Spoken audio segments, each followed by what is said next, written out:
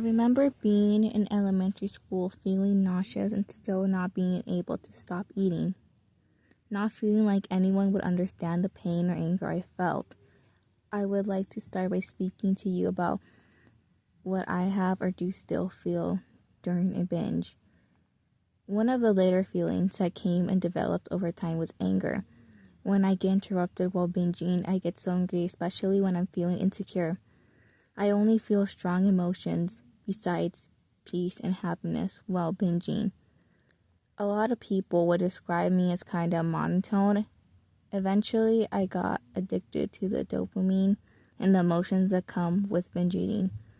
While binging, I would always feel out of control. It felt like something inside me couldn't stop. At the worst of it, I would eat and it would not feel good. Then I would feel nauseous. Despite that feeling, I couldn't stop no matter how hard I tried. It was emotional and physical, and it was so physically painful. But if I wasn't binging when my addiction kicked in, I truly felt like I was stuck in a permanent hell. Like I had the strongest urge to binge, and it was so painful to try to fight that urge. Eventually, I experienced emotional breakdowns. I would be alone and sitting and listening to music, or felt a lack of control in my life, and I would break down and cry. I still do this, but now it doesn't happen after binging. I never plan on telling anyone about this because I didn't want people asking questions.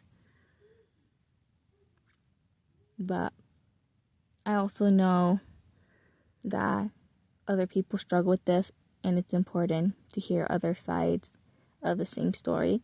I also thought no one would take it seriously due to me being slim and on the skinny side my entire life. When the truth was, over time I did gain weight, but it also was a time in my life where I fell in love with exercise and moving my body. I also love outdoor activities and still do.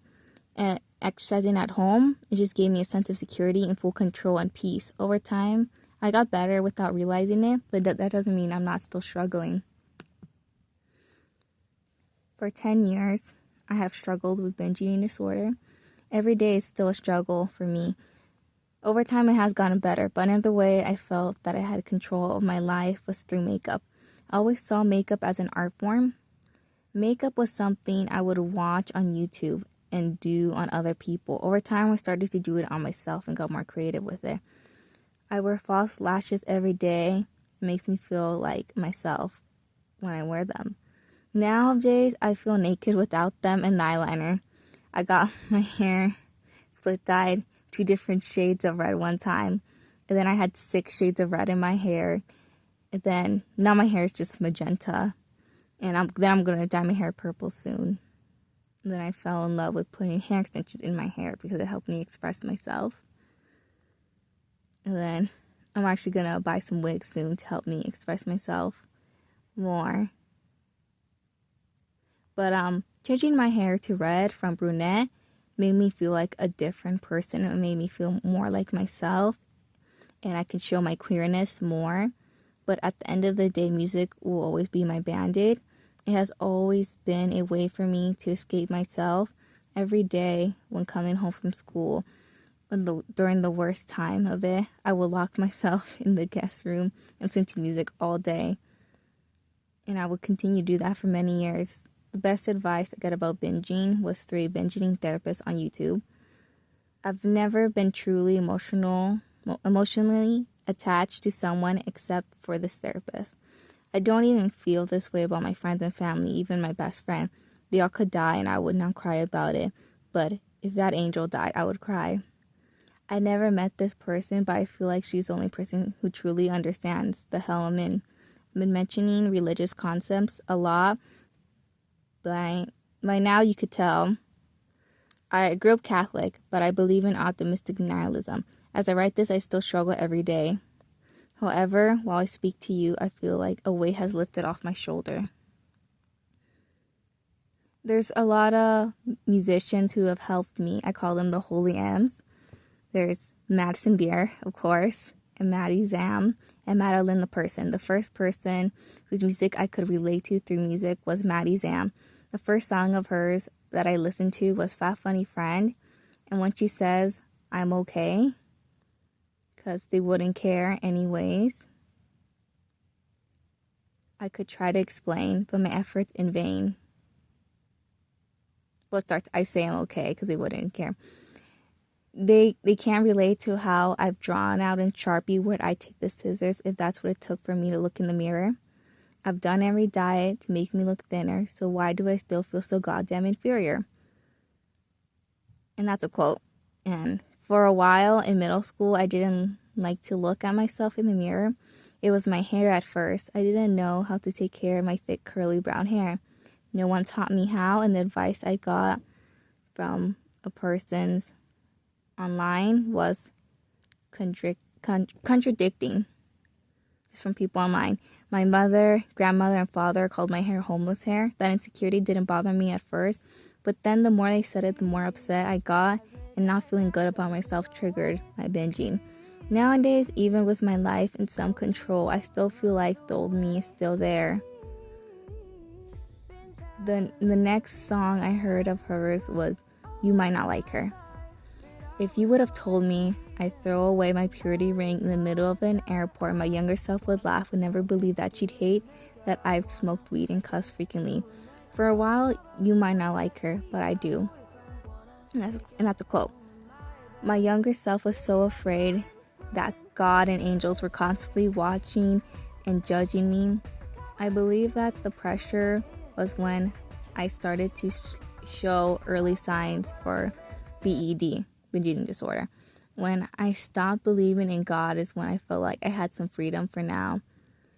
If it's not God, that was the next song of hers. If it's not God, majority of the song speaks to me, but the part that speaks to me the most is, quote, because I've never understood some types of love being wrong.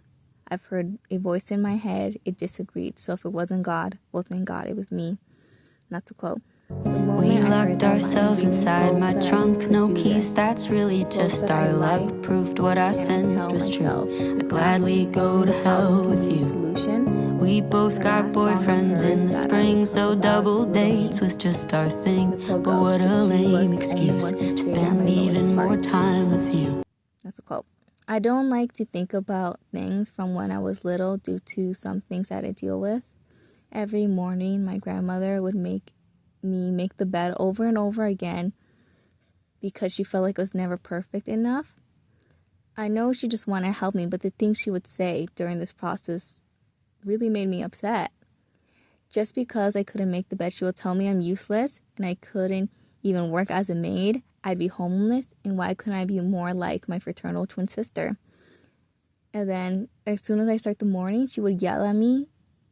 And she was emotionally abusive my entire childhood, and she made it miserable. So I feel like she robbed my childhood because I was never happy, and my family, my parents, chose to ignore this. I never cared how hurtful those words were. It used to upset me due to this happening every morning. And why couldn't she just let me have one good morning? She was the one who would tell me I never eat, even though it's completely the opposite. When she would see me snack on a few crackers, she would tell me, you're always eating. But let's move on to the next artist. Let's talk about Madeline the person next. A lot of her songs speak to me, but the two that speak to me the most are Not Sorry and Unrecognizable. Not Sorry reminds me of how cruel I treated my twin sister during our early years. I was the exact definition of emotional and sometimes physical abuse in how I treated her. I don't know how to put all those stories into words, but in the song of hers, there's a line that goes, because you don't think there are consequences, and walls are more like picket fences. You're not sorry, you just want to shut me up. I would do all those things to her and my little sister too, like banging her head onto the floor back and forth because I felt out of control. Not just with food, but in life. Whenever they would try to complain, I would say, I'm sorry, so they would shut up.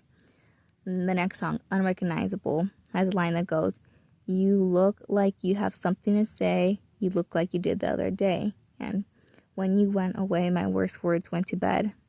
I was incredibly shy, and I was too shy to talk to people, and I would always regret it. And nowadays, I'm much more outgoing, and it's hard to recognize the insecure little girl I used to be. However, my binging and insecurity reduced once I realized I'm asexual and a lesbian because I could be more like myself. I realized this my sophomore year of high school. I also think it's because straight women still have some pressure to be likable to men. I have a friend who says her BED and her insecurity got better when she realized she was bisexual.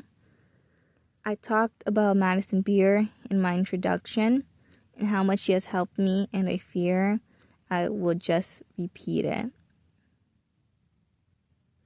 But my favorite songs are Emotional Bruises and Everything Happens for a Reason.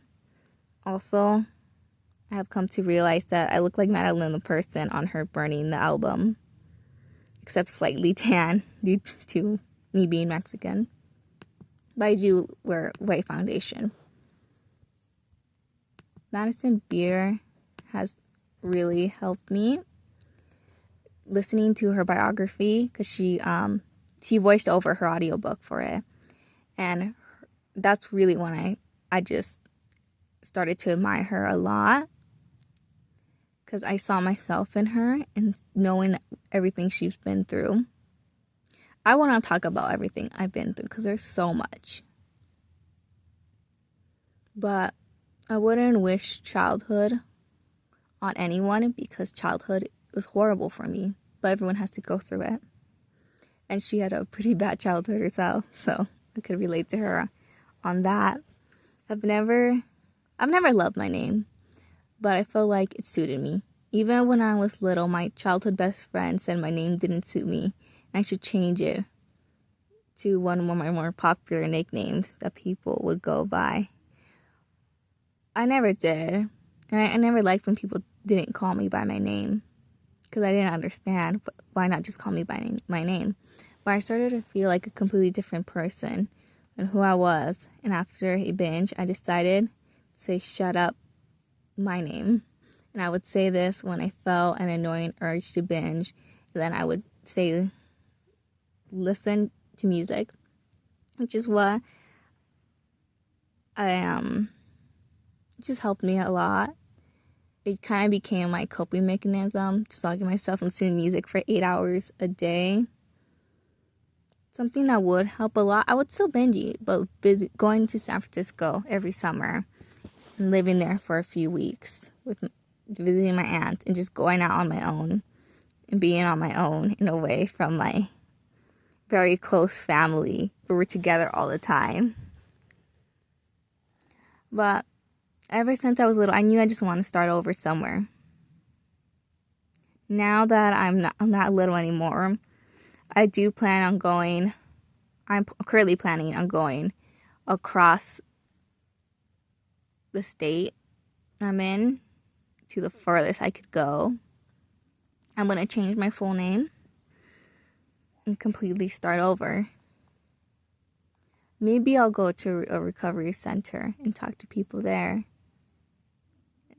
But I have found an online support group through Reddit called Food Addiction, and they have other micro names like binge eating disorder and other things. But knowing, just being kind to myself has helped me a lot.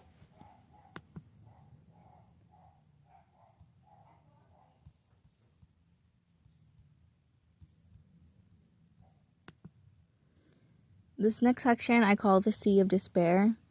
Something I learned is that when it comes to binge eating, when you're not binge eating, is that you're being avoidant or hyper aware of food. You can do both. Being like me, I would be avoidant when binge eating and hyper aware when not binge eating when it comes to food. There are 3 categories when binge eating: pleasure, stable or empty, pain, emotional eating, or to avoid a feeling, or to feel something like dopamine. The last one is purity, eating something because it's healthy and it's what you feel like you should be eating. One Reddit user said that they started to improve when they realized that this addiction is actually a symptom of deep-seated insecurity. Recovery is not about stopping binge eating, it's about making peace with yourself and food. For me, there are also many factors. Paying attention to mental health is the most important thing. Thank you for listening.